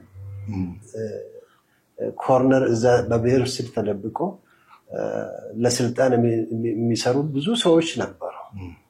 ህዝቡን ግን የማጋጨቱ እንጂ ለህዝቡ ጥቅም አላመጣም። ይሄ ሁኔታ ህዝቡ በሰላም አብሮ ለብዙ ሺህ ዘመን አብሮ የኖረ ህዝብ ነው እና ተጣላ ብትለውም ሪዚስት አድርጎ ቁጭ ብሎ ሳይጨራረስ ዝም ብሎ ፖለቲከኞችን የማየቱ ሁኔታ አሁን በአሁኑ ሁኔታ ይታያል እና ከዛ አኳያ ሲታይ የብሔር ብሔርተኝነት እና ብሔራዊነትን የመቀበሉ ሁኔታ እኔ ግራጁዋሊ ይሄ በሰላማዊ መንገድ ስልጣንን የመያዝ ከስልጣን የመውረድ ወርዶ በሰላማዊ መንገድ የመኖር ሳይገደል ሁልጊዜ መወጃጀልን እንደ ፖለቲካ የሚወስደው ዘይቤ መቅረት አለበት። ከዛ አኳያ አሁን ለምሳሌ የዚህ አገር ህዝብ ይሆነኛል የሚለውን ራሱ ቢመርጥ በእጅ አዙር ሳይሆን አሁን ለምሳሌ ፓርላማ ነው የሚመርጠው የሀገሪቷን ርዕሰ ብሔር አይደለም እና ርዕሰ ብሔሩ ደግሞ ፕሬዝዳንት ነው። ፕሬዝዳንቱን ደግሞ የሚጠቁመው ማን ነው? ፕራይም ሚኒስተሩ ነው። ፕራይም ሚኒስተሩ ጠቁሞ ማን ነው የሚመርጠው? ፓርላማ ነው አይደል? ግን ይሄ ሁለት አይነት ባይካሜራል ገቨርንመንት ማለት ፓርላማ ኖሮ ዳይሬክት የሀገሪቷን ፕሬዝዳንት ህዝቡ ቢመርጥ እያነሰ ነው የሚሄደው። ይሄ ብሔር ብሔርተኝነት ሁኔታ ወደ ኢንስቲቱሽናላይዝድ ወደ ሆነ ነው እና ሪኮንሲሌተሪ ኮንሰፕት ይዞ በመሃል የሁሉንም ብሔር ብሔረሰቦች እና ብሔር የሌላቸውንም ሁሉንም ሊወክል የሚችለው ህዝቦች ዳይሬክትሊ ቢመርጡ ውጥረቱ እየቀነሰ ነው የሚሄድበት የሚል እምነት አለኝ። ለምሳሌ ልንገር ከኦሮሞ ጽንፈኝነት ተነስቶ ከፕሬዝዳንት መሆን ፈልጋለሁ ብሎ ሌላውን ብሔር የሚሰድብ ድምፅ አያገኝም። የግድ ሊበራል ሜንታሊቲ ያላቸው የሀገሪቱን ብሔራዊ ብሔርተኝነትን የሚያቀነቅኑ የጥላቻ ኮንሰፕት የሌላቸው በፖሊሲ ኢሹ ብቻ ሊወዳደሩ የሚችሉ ሰዎች ናቸው። ለማን ነው የሚመርጠው? ግሩፕ አይደለም፣ ህዝቡን። ከዛ አኳያ ስታይ ማጆሪቲ ያገኘው ፕሬዝዳንት የሀገሪቱ መሪ ይሆናል እና ይሄ ህዝብ ኢትዮጵያን አፈርሳለሁ ብሎ ድምፅ እንደማይሰጥ አምናለሁ። ከዛ አኳያ የሀገሪቱ መሪ በፓርላማ በእጅ አዙር በፓርላማ ሳይሆን ዳይሬክት በህዝቡ ቢመረጥ አይ ቲንክ እኔ ሶሉሽን ነው ብዬ ነው። እያነሰ ይሄዳል ይሄ የብሔር ጽንፈኝነት የሚል እምነት አለ። ጥሩ። እንደዚህ አይነት አመለካከት ካለ ታዲያ ለምን የኦሮሞ ፓርቲ ከሌሎች ብሔሮች በብሔር ከተደራጁት ማለት እንግዲህ በምርጫ ቦርድ ኦልሞስት 65 ፓርቲዎች ከተመዘገቡት ውስጥ ከ40 በላይ በብሔር መሰረት አድርጎ ኤትኒክ ቤዝድ ፖለቲክስ ነው ፋውንዴሽናቸው እና የእናንተ ኦነግ ኦሮሞ ነጻነት ግንባር ከሌሎች ብሔሮች ጋር ስለምን የመዋሃድና ወደ አንድ ብሔራዊ መምጣት ኢንተረስት የለው? ገባኝ አንተ የምትለው ይሄ በኦሮሞ ውስጥ ዲቤት ነው ያለው። ቬሪ አይዲዮሎጂካል ኮንሰፕት ያላቸው ምሁራኖች አካባቢ ይሄ ኮንሰፕት ይነሳል። ለምን መሰለህ? አሁን ወደ ህዝቦች ምርጫ ዲሞክራሲ በማጆሪቲ እና በማይኖሪቲ ኮንሰፕት አካባቢ ስብጠለጠል ያለው የአይዲዮሎጂካል ሴቱ ከዚህ በፊት በብሔር ስር ተደብቆ ነው ፖፑላሪቲ ቺፕ ፖፑላሪቲ ሲክ የሚደረገው። አሁን ግን ወደ ብሔራዊ የድምፅ ሂደቱ ሲከድ ከሌሎች ብሔርም ድምፅ ማግኘት አለበት የግድ ነው የሚሆነው። ሌሎችንም ብሔረሰቦች አኮሞዴት የሚያደርግ የፖለቲካ አጀንዳ የማውጣት ጉዳይ እንጂ በማልቀስ የራስን ብሔር አሰልፌ ማጆሪቲ ማግኘት እንደማይችል የታወቀ ነው። ያባ ይሄ ወደፊት ሊሆን የሚችል የፖለቲካ ዘይቤ ነው ብዬ ነው ማምነው። አሁን ፖፑላሪቲው ሜቢ የራስን ብሔር የማስለቀስ ሁኔታ ሆኖ ሊታይ ይችላል። ግን ወደፊት ግን ይህ ሀገር ወደ ዲሞክራሲ መሄዱ የግድ ነው። ይሄ የእድገት ሂደት ነው፣ ወደኋላ አይሄድም። ከዛ አኳያ ሲታይ ነው ህዝቡ ዳይሬክትሊ አመራሩን የሀገሪቱን መሪ የመምረጥ ሁኔታ አስፈላጊ በሚሆንበት ጊዜ ራሱ ግራጁዋሊ እየቀረ ይሄዳል ማለት ነው። ሌሎች ብሔረሰቦች በአንድ ላይ መጥቶ በአይዲያ በፖለቲካ አይዲዮሎጂ በአድሚኒስትሬሽን አካባቢ ውጥረትን በመቀነስ ሰላምን የማሰረጹ ሁኔታ ትልቅ አጀንዳ ነው የሚሆነው ወደፊት። ብዙዎቹ አሁን የሚለውን ሁኔታ ላያዩ ይችሉ ይሆናል፣ ግን ምንም አማራጭ የለም ይሄንን ኮንሰፕት ከማራመድ ሁኔታ። አሁን ለምሳሌ አሜሪካ ብትወስድ ዲሞክራሲው አብሶሉት አይደለም፣ ግን ካሉ ስርዓቶች የተሻለ ሁኔታ ነው ተብሎ ነው የሚወሰደው። እና በአሜሪካው ሁኔታም ኤትኒክ ኮንሰፕት የለም ማለት አይቻልም። ዌልስ፣ ካቶሊክ፣ ፕሮቴስታንት ሶ ማኒ ቲንግ አለ። ግን መጨረሻው ቮት ህዝቡ ነው፣ የማጆሪቲ ቮት ነው። ሶ አሁን ለምሳሌ ትራምፕ ወደ ምርጫ መጥተዋል፣ አሸንፈዋል። ትራምፕ ሬሲስት ነው የሚል ግሩፕ አለ፣ አይደለም የሚል ግሩፕ አለ። ግን ማን ነው ማጆሪቲ ቮት ያደረገው? የሀገሪቱ ህዝብ ነው። ማይኖሪቲው መቀበል አለበት። እስከ 4 ዓመት ድረስ ሰልፍ መጥቶ የሚጮህ ሊኖር ይችላል፣ ግን ስርዓቱ ማክበር አለበት። ማን ነው የሚያስከብረው? የሀገሪቱ ናሽናል ዲፌንስ ፎርስ፣ የሀገሪቱ ሴኩሪቲ፣ ሁሉም ለኮንስቲቱሽኑ ታዛዥ ናቸው። ወንጀል ከሰራ ግን እንትኑ እስር ቤት ነው ማለት ነው። እንደዛ አይነት ኢንስቲትዩሽን ኢትዮጵያ ውስጥ መኖር አለበት። ጠንከር ያለ ማዕከላዊ መንግስት ስል ምርጫውን ያሸነፈ ድርጅት ፓርቲ ማለት አይደለም፣ ኢንስቲትዩሽኑ ማለት ነው። እንደዛ አይነት ለህገ መንግስቱ የሚታዘዝ ህግን የሚያስከብር ከኤሌክሽን አፈንግጦ ስልጣን ይዛለው የሚለውን አደብ የሚያስይዝ ከሌለ ዲሞክራሲ ያለ ሰላም ሊመጣ አይችልም። ህዝቦች በሰላም ገብቶ ወጥቶ ሰርቶ ተምሮ መኖር አለባቸው። መንግስት ያስፈልገው ለዛ ነው እንጂ ማንም ሽፍታ ተነስተው ጠመንጃ ስለያዘ ብቻ ዲክቴት ማድረግ የለበትም። ከዛ አኳያ ሲታይ ሁላችንም ለሰላም ፕራዮሪቲ መስጠት አለብን። ያለ ሰላም ጉልበተኛ ነው የሚዘርፈው አሁን እንደሚደረገው። ከዛ አኳያ ነው እኔ የማየው ሰው የተለያዩ የፖለቲካ የብሔር ፖለቲካ ድርጅቶች ወደዛ ነው የግድ መሄድ ያለባቸው። ቢቀበሉም ባይቀበሉም እኔ የምለውን ይመጣል የሚመጣል። ጥሩ እንግዲህ ጠቅላይ ሚኒስትሩ ወደ ስልጣን ሲመጡ በጣም በኢትዮጵያ ህዝብ በጣም ብዙ ተስፋ አድርጎ ነበረ። እንዳመሳቸው በጣም ህዝባዊ ድጋፍ ነበራቸው። ህዝቡም በቃ የቀደመው የኢህአዴግ አምባገነን ስርዓት ተወግዶ በኢትዮጵያ በአዲስ የመታደስ ሁኔታ ምናምን ነበረ። ኤኒዌይስ ብዙም ሳይቆይ ነው የህዝብ ድጋፍ ቀስ እንትን ያለ የተለያዩ ችግሮች፣ ግጭቶች፣ ጦርነት፣ በብሔር በማንነት የተነሳ ሰዎች መፈናቀል፣ መገደልና የመሳሰሉት ዛሬም ድረስ እንግዲህ ያው በሀገሪቱ የተለያዩ አቅጣጫዎች በተለይ በሰሜን ከፋኖ ጋር ግጭት አለ፣ ጦርነት አለ። በኦሮሚያ ክልልም አብሶሉት ሆነ እንትን አንጻራዊ ሰላም ነው ያለው። ኤኒዌይስ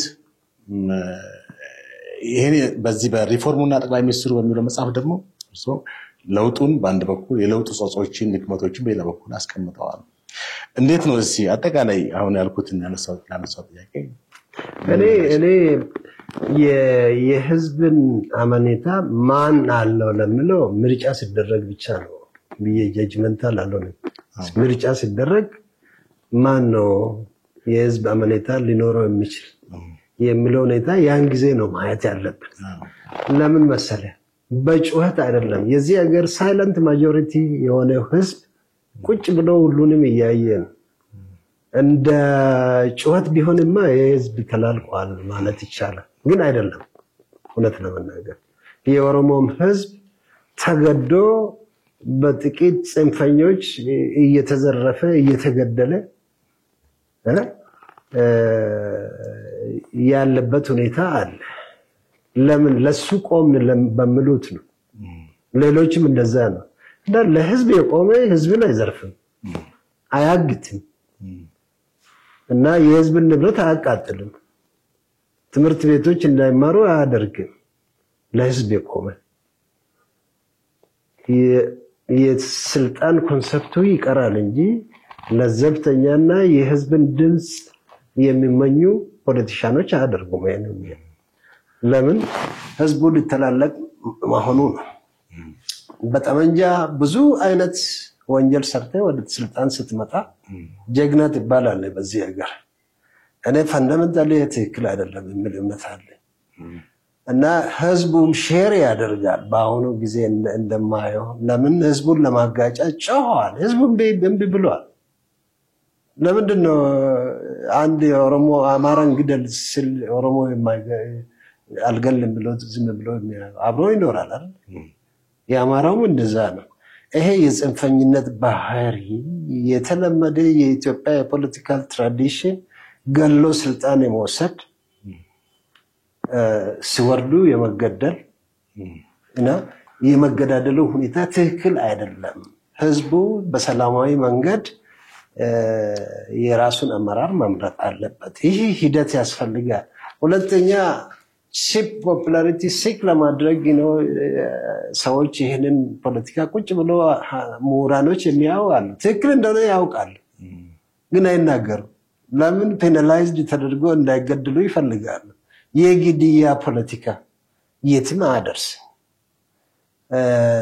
ታስታውስ እንደሆን ታውቅ ይሆናል። ይሄ በደርግ ጊዜ ስንት የፖለቲካ ድርጅቶች ነበሩ። ብዙ ለህዝብ ተቆርቋሪ የተሰኙ ኤሊቶች ነበሩ። በተማሪ ሙቭመንት ውስጥ ሁሉም ማርክሲስቶች ነበሩ። አይዲዮሎጂካል አይደለም የተገዳደሉ፣ ለፓወር ነው። ይሄ ትክክል አይደለም። ለፓወር ደግሞ እምነቴ እኔ ራሴ እምነት የህዝብ ድምጽ እንጂ ጠመንጃ አይደለም፣ ፕሮፓጋንዳ አይደለም። አለ አይደለም ህዝብ በሰላማዊ መንገድ የሚመቸውን ፖሊሲ አቅርበ በፖሊሲ ደረጃ እዚህ ሀገር ፕሮግራም ነው የሚባለው። ፕሮግራም የውጥረት ነው ፕሮግራም የሚባለው። እውነት ለመናገር ከዛ ጊዜ ጀምሮ ከ67 60ዎቹ ጀምሮ ህዝቦች የሚፋጁበት እንጂ በትናንሽ ስሎጋን ይገዳደሉ ነበር። የሰው ልጅ እንዴት አንድ ድርጅት የሚቃወመውን ግለሰብ ገሎ ዲሞክራሲ ያመጣል? ስልጣን ከያዘ ምን ሊያደርግ ነው? ስልጣን ሳያዝ የሚገል ከሆነ እና እኔ አይዲዮሎጂካል ትግሉ መቀጠል አለበት ለሰላማዊ የፖለቲካ ትግል። እኔ የፈለግከውን ብትናገር በሰላማዊ መንገድ እከራከራለሁ። ነፍስ ማጥፋት ወደ መሄድ ሲሄድ ደግሞ ወንጀለኛ ነኝ። ምንም እንትን የለውም፣ ጥያቄ የለም። እኔ የምለው ይሄ የፖለቲካ የብሔር ፖለቲካ ምኑም እየበረደ እየሰከነ ሄዶ ወደ ህዝብ ድምጽ መሄድ አለበት። ሰላም ፕሪቬል ማድረግ አለበት። በመርህ ደረጃ የሰው ልጅ ነው። ሁሉንም እኩል ማየት አለብን። እኔ ጀነራላይዜሽን የሚሉት ፖለቲካ መቅረት አለበት የሚል እምነት አለ። አሁን ለምሳሌ ኦሮሞ ሁሉ ጥሩ ነው፣ ኦሮሞ ውስጥ ምንም አይነት ወንጀለኛ የለም፣ ወይም አማራ ውስጥ ምንም ወንጀለኛ የለም የሚለው ኮንሰፕት ቶታሊ ከፖለቲካ እውነት የራቀ ከተፈጥሮ የራቀ ስለሆነ ሁሉም ውስጥ ጥሩ ሰዎች አሉ፣ ሁሉም ውስጥ መጥፎ ሰዎች አሉ። መጥፎችን እናጥፋ አይደለም እኔ እናስተምር፣ እንማማርና እንዲተው እናድርግ። መጨረሻ ላይ የህዝብ ድምፅ ውሳኔ ይስጥበት በምንከራከርባቸው ነጥቦች ላይ እና ያን ጊዜ ከተሸነፈ ግሩፑ ኦኬ ተሸንፈያለሁ፣ ሌላ ጊዜ ህዝቡ በምንድን ነው ሳይመርጠኝ የቀረው ምን አይነት ፖሊሲ ነው አሻሽሎ ይመጣል፣ ወይም ደግሞ የለም አያስፈልግም ብሎ ሊተው ይችላል። ከዛ አኳያ እንጂ ይሄ የግሬ ድርጅት የአማራ ድርጅት አብሶሉት ሰፖርት አለው ወይም የኦሮሞ ድርጅት አብሶሉት ሰፖርት አለው የሚለው ኮንሰፕት ድምፅ ሳይሰጥበት እኔ ማለት አልችልም። በዚህ ሀገር ውስጥ ፖል እንኳን የለም። ፖል ምንድነው የሚባለው? ይሄ የኦፒኒየን ፐብሊክ ፖል የለም። በፖል ደረጃ መናገር ሳይንቲፊክ ሊሆን ይችላል ሳይንቲስቶች ከተሳተፉበት እና ማርጂን ኦፍ ኢረሮች ሊኖሩ ይችላል። ከዛ ውጪ እኔ ይሄንን በራሴ እይታ ብናገር ትክክል አይሆንም። ሰው ከዚያ አኳያ ነው የማየው የፕራይም ሚኒስተሩንም ፐብሊክ ፖል ማለት ነው። እና ፎር ሹር እኔ ፕራግማቲስት ነኝ። የሌለ ነገርም አልመኝ የማይሆን እና የሚቀጥለው ከሱ ማን ነው የሚሻለው ብለህ ሌላውን ሰው ብትጠይቅ ከኔ ውጪ ምን እንደምል አላውቅም። ግን ለኔ ግን አናላይዝ ሲያደርግ ከሱ የተሻለ አለ በአሁኑ ጊዜ የኢትዮጵያ ሕዝብ ኮርነር ከኮርነር ይነስም ይብዛ ድምፅ ሊሰጥ የሚችል የፖለቲካ አጀንዳ እንደዛ በሀገር ቀርጾ የሁሉንም ብሔር ብሔረሰቦች አሳታፊነትን አመቻችቶ በዚህ ውጥረት ውስጥ ያሉትን የፕሮጀክቶች ሂደትን በስራ ላይ ሊያውል የሚችል አንድ እንቁላል እንኳን እንትን ያላለ እንትን ይላል ማለት ነው። ጥሩ እንግዲህ አሁን የዘረኝነት ሁኔታ አልቀረም በሚል ሐሳብ የሚሰጡ ወገኖች አሉ። ያው የዘረኝነትና የተረኝነትን በሚልም እንትን ያደርጉታል። አሁን የኦሮሞ በዚህ ስርዓት ውስጥ የኦሮሞ ህዝብ በተለየ ሁኔታ የተጠቀመበት ትላለ ወይ?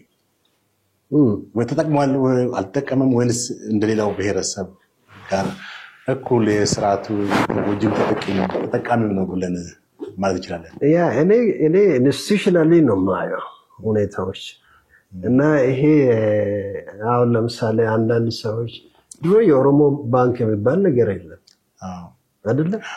ይሄንን ወስዶ ተጠቃሚ ነው የሚሉ ሰዎች ይኖራሉ። ይሄ ዲጂታል ፋክት አይደለም። ፋክቱ ግን በዚህ ሂደት ውስጥ የኦሮሞ ህዝብ ከሌሎቹ የበለጠ ተጠቅመዋል ብትለኝ አይደለም፣ በምንም አይደለም። ሌሎችም በየአካባቢው ራሳቸውን እያስተዳደሩ ነው። ከዛ አኳያ ስታይ የኦሮሞ ህዝብ ከዚህ ወላይታ ሄዶ ወላይታ ላይ አልተሾመም ወይም ከፋ ላይ አልተሾመም እና የራሳቸው ፌደራል ሲስተሙን ፋንክሽናላይዝድ እያደረገ ነው ያለው። ሰው ተጠቃሚነቱ የራሱን ሪሶርስ የመጠቀም ሁኔታ እውነት በስራ ላይ ውላ ከኦሮሚያ የሚገባው የገቢ ግብር ከሌሎች ለሌሎች ሼር አልተደረገም። የጁም ኢኳላይዜሽን እንትን አለ አይደለም? ፌደራል ሲስተሙ እንዴት ፋንክሽን እንደሚያደርግ የታወቀ ነው። በፌደራል ኢንስቲትዩሽን ኦሮሞዎች ምን ያህል ነምበር አላቸው? በፌደራል ኢንስቲትዩሽን ስል ነው በፌደራል ኮርፖሬሽን ላይ ኢትዮ ቴሌኮም፣ ፌደራል ቢሮክራሲ፣ ሌሎች እና የኦሮሞ ህዝብ ብቻ ሳይሆን ሌሎች ብሔር ብሔረሰቦችስ ተጠቃሚ ሆነዋል። ኢኳል ኤምፕሎይመንት የስራ እድል ተሰጥቷቸዋል በፌደራል ኢንስቲትዩሽን። ይሄ ወደፊት እንደየብሔር ብሔረሰቦች ቁመና በፌደራል ኢንስቲትዩሽን ውስጥ ሼርድ ይሄ ፌደራሊዝም እኮ ሼርድ ነው አይደል? ነው የራስንም ታስተዳድራለን። ፌደራሊዝም ደግሞ ሼርድ ኢንስቲትዩሽን ነው የሁሉም ብሔር ብሔረሰቦች። ከዛ አኳያ ስታይ የኦሮሞ ህዝብ ከ18 ከ15% በታች ነው በፌደራል ኢንስቲትዩሽን ውስጥ። የቱ ነው ተጠቃሚ የሆነ የሚባለው ታዲያ? እና የሌሎችን ብሔረሰቦች ደግሞ እንደዛው ነው። ከዛ አኳያ ሲታይ እኩልነትንና ወንድማማችነትን ካልተቀበል ሁላችንም ከድሮ የተሻለ ሁኔታዎች ስለታዩ ብቻ ወይም ደግሞ 1 2 3 ጉበኛ ኦሮሞ ነው የተለያየ መኪና ገዝቶ ከተማ ውስጥ ሾው ኦፍ ስላደረገ የኦሮሞ ህዝብ በቁመናው ተጠቃሚ ሆነ ማለት በጣም ስህተት ነው። እኔ ከዛ አኳያ ነው ማየው። ወደፊት ግን ሁላችንም ኮምፕሌን የምናደርግበትን ሁኔታ የሚያስቀሩ ተቋማትን የመገንባት ሁሉንም አሳታፊ የሆነ እና ሁሉንም ደግሞ በሼርድ ኮንሰፕት የሚሆን ከሆነ እኔ ልንገር ኦሮሞ 10% ፌደራል ቢሮክራሲ ውስጥ ቢኖር ለኔ ምን ያደርግልኛል ፐርሰናሊ ማለት ነው። ግን ብዙዎችን አሳታፊ አድርጎ የስራ ሁኔታን ሊፈጥር ይችላል። ያ ኢኳሊ ሼር የማድረጉ ሁኔታ ደግሞ የሀገሪቱን አንድነት ያጠናክራል እና የሀገሪቱን ብሔራዊ ብሔርተኝነት የበለጠ ወደ ቀየው እንዳይመለከት ሁሉንም ሁሉ እንዲመለከት የሚያደርግ ነው እምነት አለኝ። ስለዚህ ገና ነው ይሄ ሁኔታ ተጀምሯል፣ ግን ሂደቱ ብዙ ጊዜ ይፈጃል እና በሰላማዊ አሁን ለምሳሌ በሪፎርም መሄድ ይሻላል ወይስ ሪቮሉሽነሪ በሆነ ሁኔታ? ሪቮሉሽን ማለት ማጥፋት ነው አይደለ? እና አንዳንድ ጊዜ ወደ ጠመንጃ ሄደ እነዚህ ጠመንጃ የታጠቁ ሰዎች ወዴት እንደሚሄዱ ማወቅ አትችልም። ሀገሪቱን ሊያጠፋ ይችላል። ቀስ በቀስ ሁሉንም አሳታፊ የሚሆኑ ስርዓቶችን የመስራት እና በእኛ ሀገር ደግሞ ዲሞክራሲ በአንድ ሌሊት ሊመጣ ይችላል ብሎ የሚያስቡ ካልሆነ ወደ ጥፋት የሚሄዱ ሁኔታዎች ለማመቻቸት የሚነሳሱ አሉ። አሜሪካ ዲሞክራሲ ዛሬ ፐርፌክት ነው አይደለም፣ ግን ስንት መቶ ዓመት ነው? 200 ኦልሞስት 200 አካባቢ ነው። የኛው ገና በጅማሮ ነው። ሌታስ ሊቭ ይሄ በጠመንጃ ዲክቴት የምናደርገውን እንቶ የመመካከሩ ከራስ ጋር እኔ ከራሴ ጋር ብዙ 12 ዓመት ፈጅቶኛል ወደ ሰላማዊ ፒውር ሰላማዊ ትግል የማመን ሁኔታ ከራሴ ሲነሳ ማለት ነው። እና ድሮ እሳቤ ድሮ በጠመንጃ ሁሉን ነገር እንተታለን ድንቁርና ውስጥ ነበርኩ ለመናገር። ከዚህ አኳያ ስታይ እና ወደ ሰላማዊ ትግል መሄዱ እኔ ከደከምኩኝ የልጅ ልጄ ያንተም የልጅ ልጅ እኛ የምንለውን ሁኔታ እንዲያሳኩ ሰላማዊ ሁኔታ ፈጥረንላቸው ከውጥረት ፖለቲካ፣ ከግጭት ፖለቲካ፣ ከመገዳደል የመገዳደሉ ታውቃለህ ለብዙ መቶ ዓመት ይቆያል እኮ አሁን ሶሉሽን ቢፈለግም ግን በዛን ጊዜ እንደዚህ ተደረገ የጥላቻ ፖለቲካ የመዝራቱ ሁኔታ ከዛ አኳያ ነው እኔ አሁን የኦሮሞ ፖለቲካ ይሄ ከውጥረት ፖለቲካ ከውጥረት የሆነ ነገር የማግኘት የህዝቡን ጥቅም ሳይሆን የፖለቲካ የግሩፕ ጥቅም አንድ ድርጅት እኮ የህዝብ ድርጅት አይደለም የአባላቱ ምንድነው የሚባለው ንብረት እንጂ የህዝብ አይደለም። እና አንዳንድ ጊዜ ምሉት አለ ይሄ የኦሮሞ ድርጅት ኦሮሞ ማለት ይሄ ነው ድርጅቱ ማለት ኦሮሞ ነው ኦሮሞ ማለት ድርጅት ይሄ መደረግ የለበትም። ዲሞክራሲን ነጌት ያደርጋል ይሄ ኮንሰፕት። ልክ ቲፒኤልኤፍ ማለት የትግራይ ህዝብ ነው የትግራይ ህዝብ ማለት ቲፒኤልኤፍ ይሄ የድንቁርና ፖለቲካ ነው።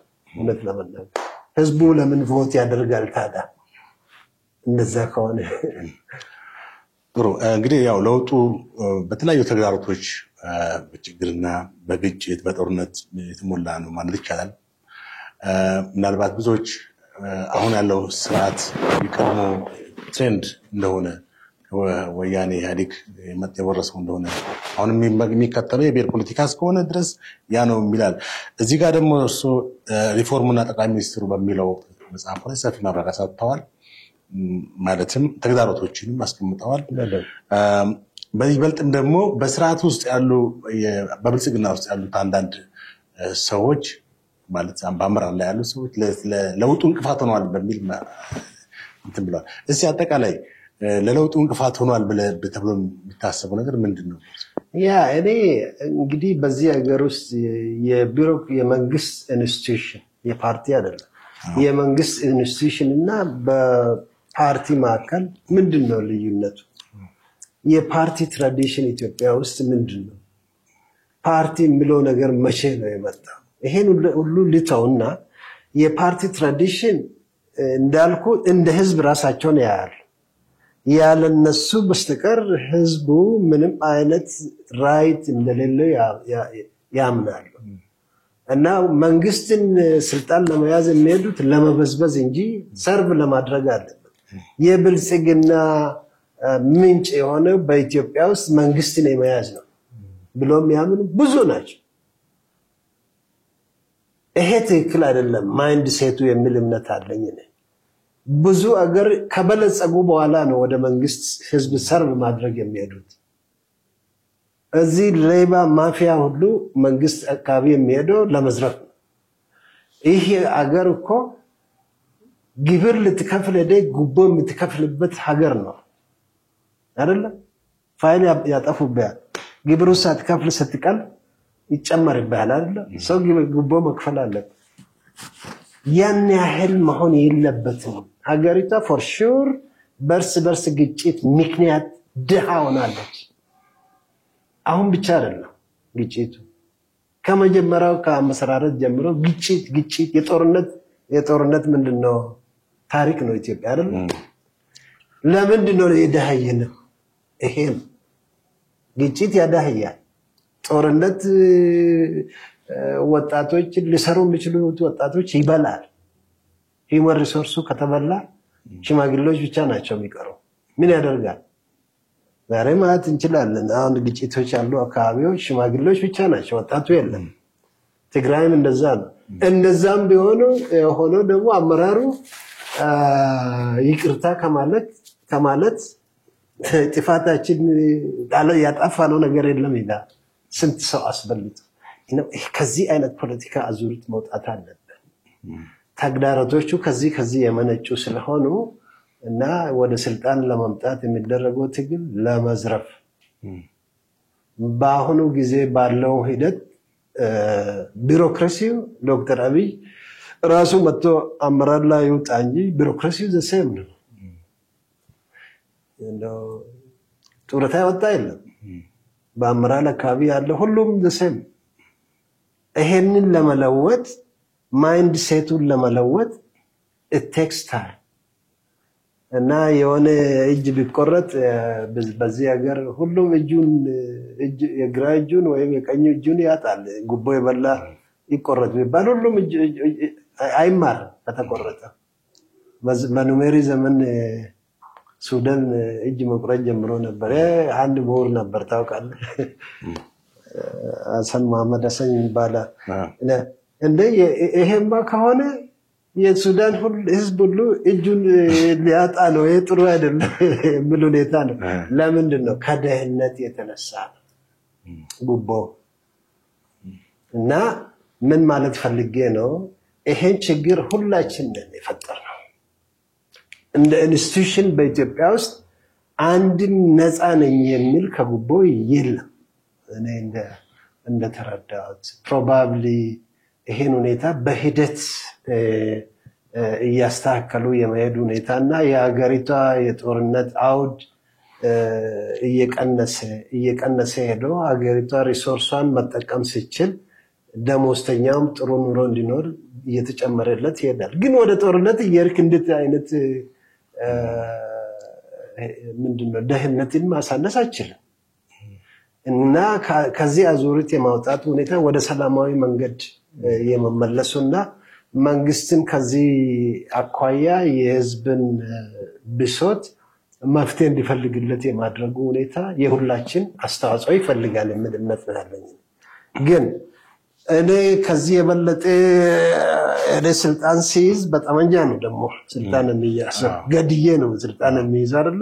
እና እዛ ሲደርስ ምን ያህል ባጀት እንዳለ እንኳን አያውቅም። አሁን የሚጨው ሰው ኢትዮጵያ ምን አይነት ባጀት እና ሰርፕለስ አላት፣ ምንድነው ዕዳ አለባት፣ ብድር አለባት።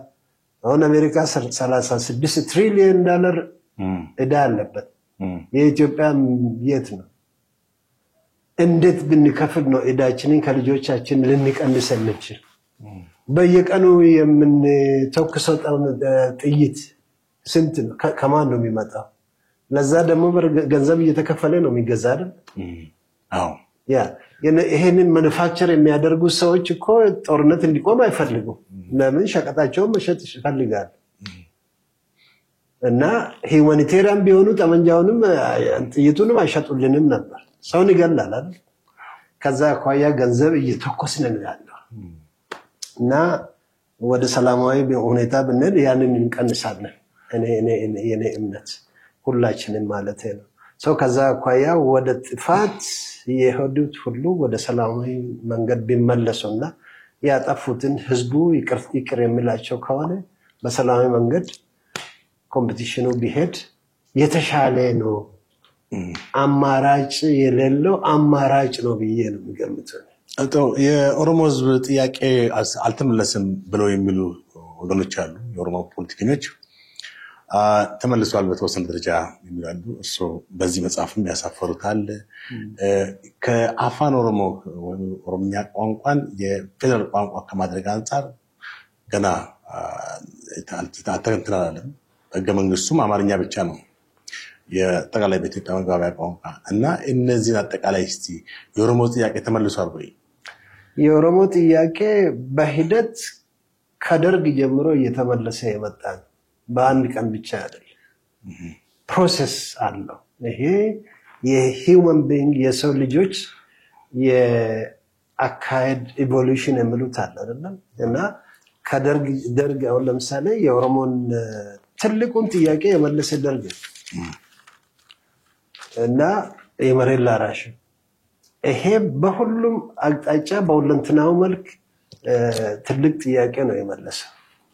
እና ከዛ ጀምሮ የኦሮሞ ህዝብ ደረጃ በደረጃ እያገኘ የመጣው መብት አሁን ላይ ደርሶ አሁን ምንድነው የቀረ?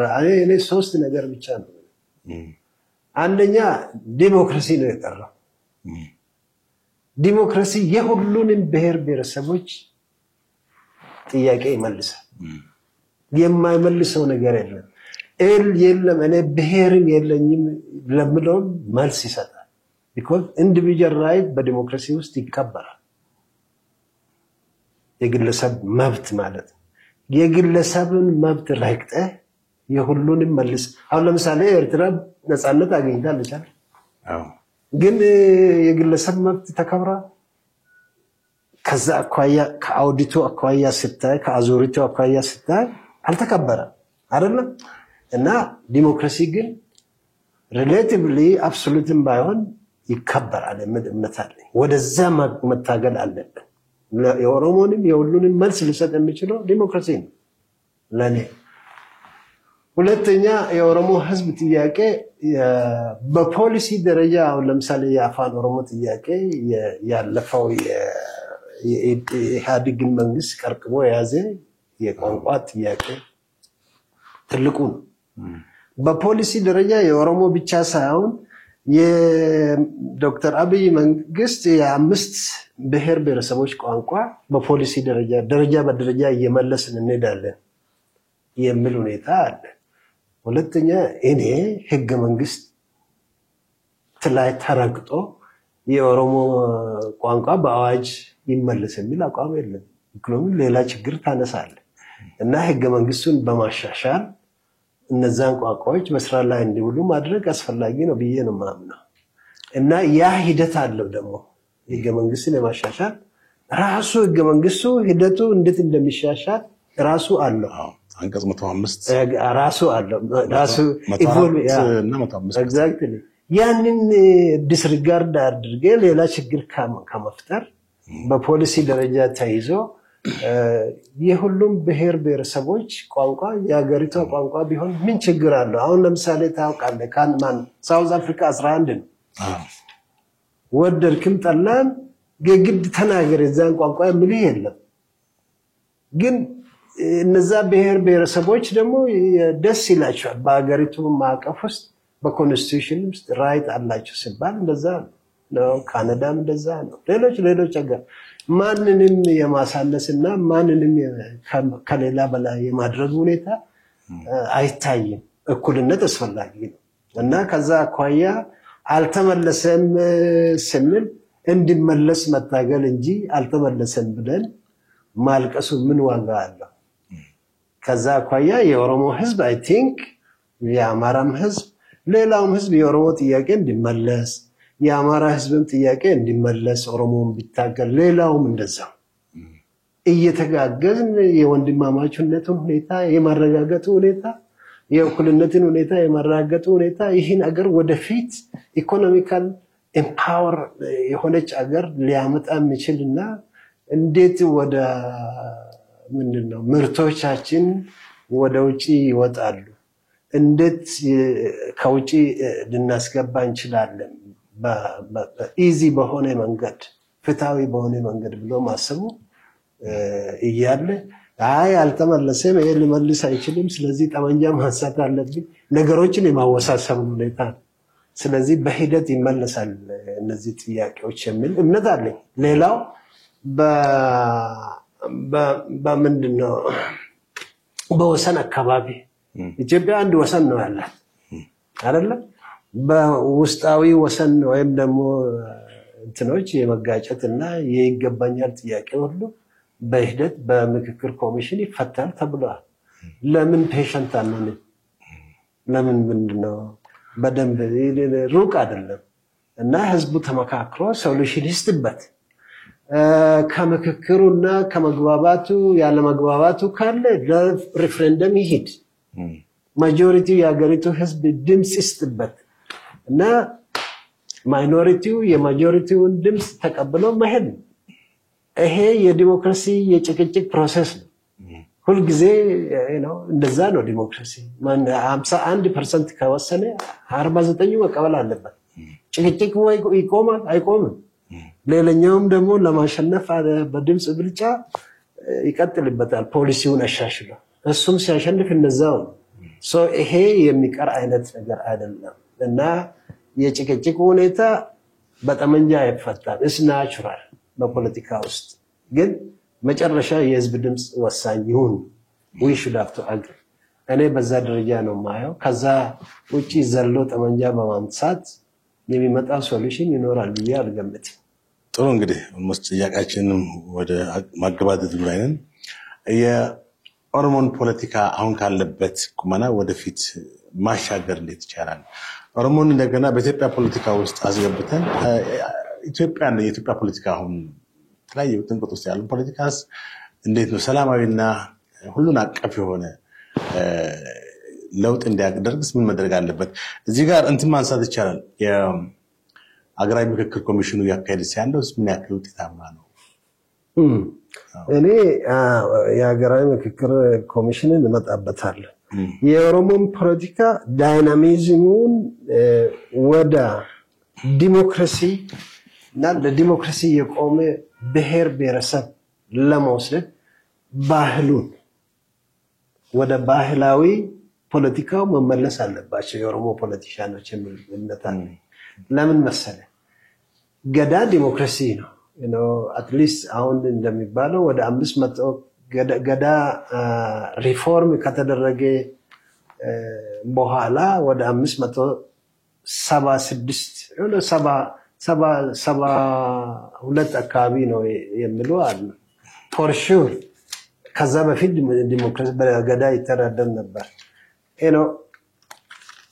ኦሮሞ ሌሎችን አኮሞዴት ያደርጋል እንጂ ራሱን እንትን አይልም ነበር ገዳ ስርዓት አንድ ቀን እንኳን አይታለፍም ስልጣኔን በሰላማዊ መንገድ የማሳለፉ ሁኔታ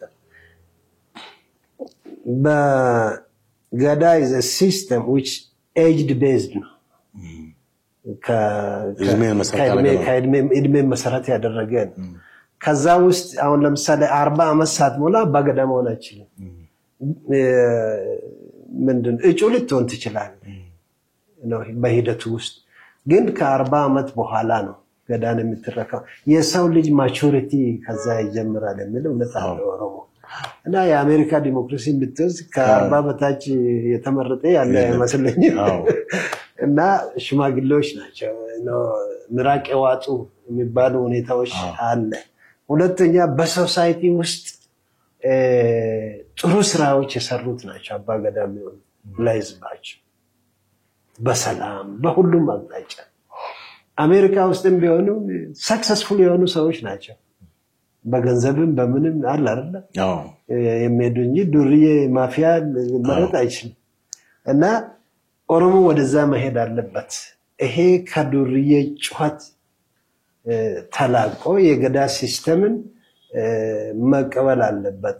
ለፖለቲካ ስልጣን ኦሮሞ መገዳደል ወይም ሌላውንም መግደል የለበትም የኔ እምነት። ወደዛ ኖርም ከተካሄደ ኦሮሞ ትራዲሽኑ ዲሞክራሲ ስለሆነ ይናገራል፣ ግን ኤክሰርሳይዝ ማድረጉ ሌላ ነገር ነው። ካደረገ ለዚህ አገር ትልቅ እንትን ነው ኤግዛምፕል ሊሆን ይችላል።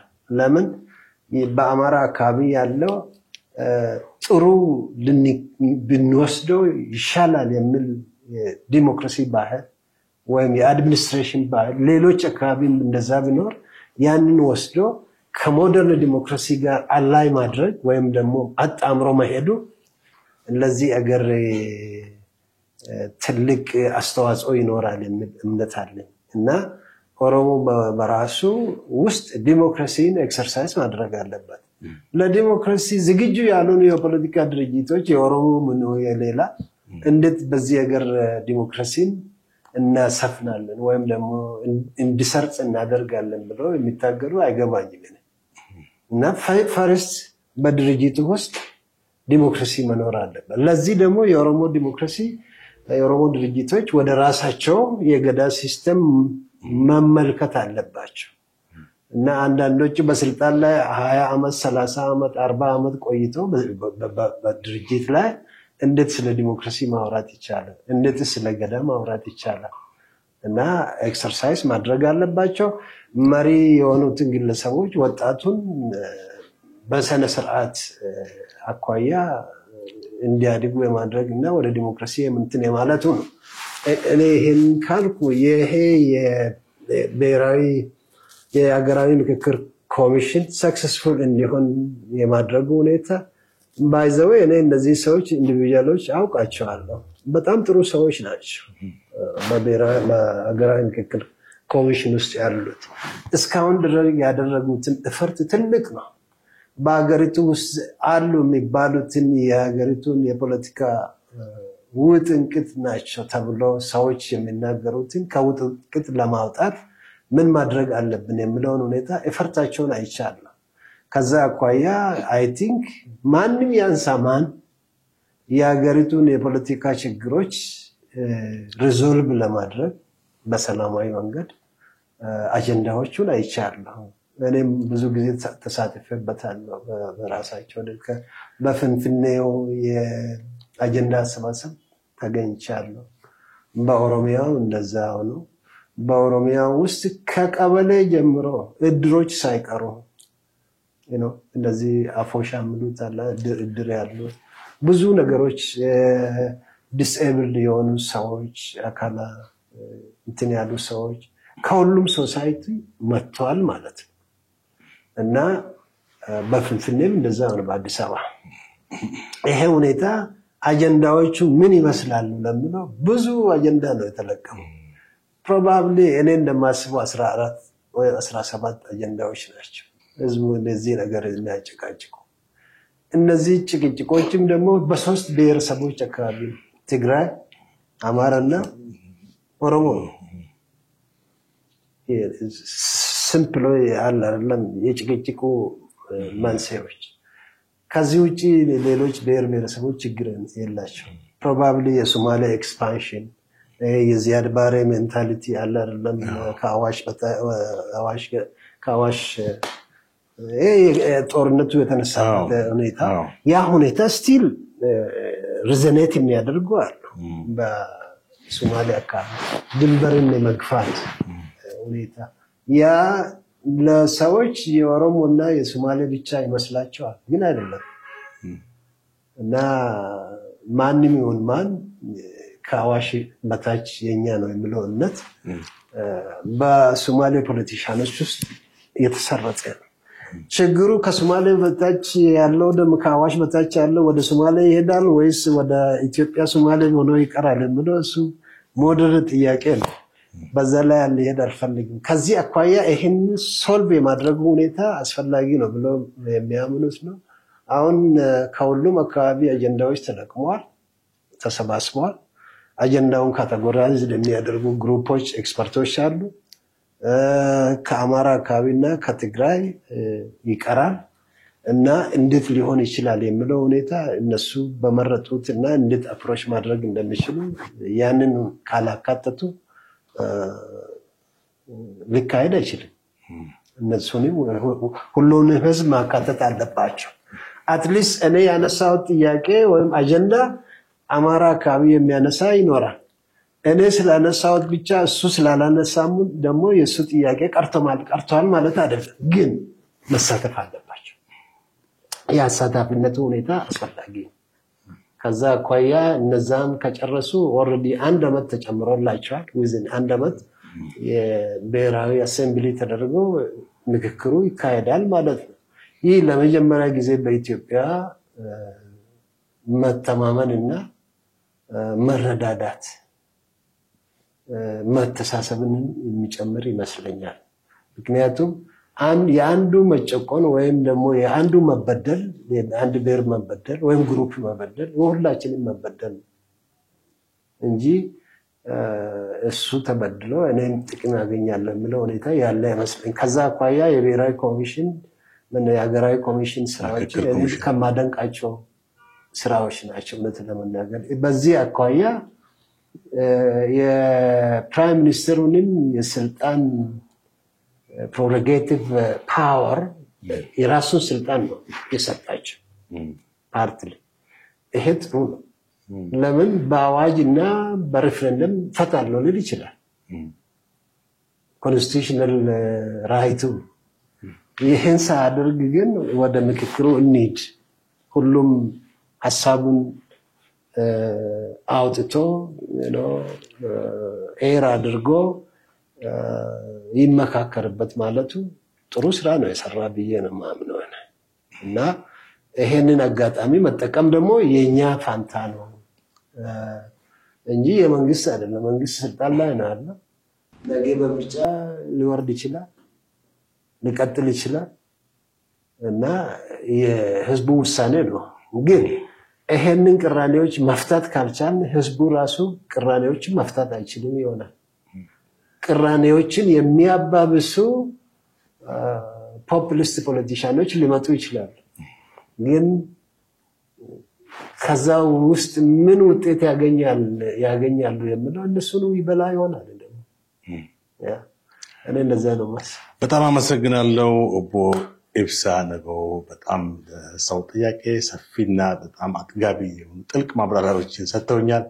እጅግ በጣም አመሰግናለሁ። ውድ ተመልካቾቻችን እንግዲህ ከአቶ ኢብሳ ነገዎ ጋር ባደረግነው ቃለ ምልልስ በቂ መረጃ እንዳገኛችሁ ተስፋ እናደርጋለን። በተለይ ሪፎርሙና ጠቅላይ ሚኒስትሩ በሚለው መጽሐፍ ላይ ሰፊ ሀሳቦችን፣ በጣም ወቅታዊ የሆኑ ሀገራዊ ጉዳዮችን፣ በዚህ በሪፎርሙ ላይ ያሉ መልካም ውጤቶችን እንዲሁም ህጸጾችን፣ ግድፈቶችን በሰፊው አንስተው ጠቅሰውታል እና መጽሐፉ እንግዲህ የት ቦታ ነው የሚገኘው? ጃፈር ቡክ ስቶር። ሌላ ቦታ እሺ፣ በጃፈር መጽሐፍትን ይገኛል። ለጊዜው ወደፊት በሌሎች መጽሐፍት ቤቶች ይከፋፈላል።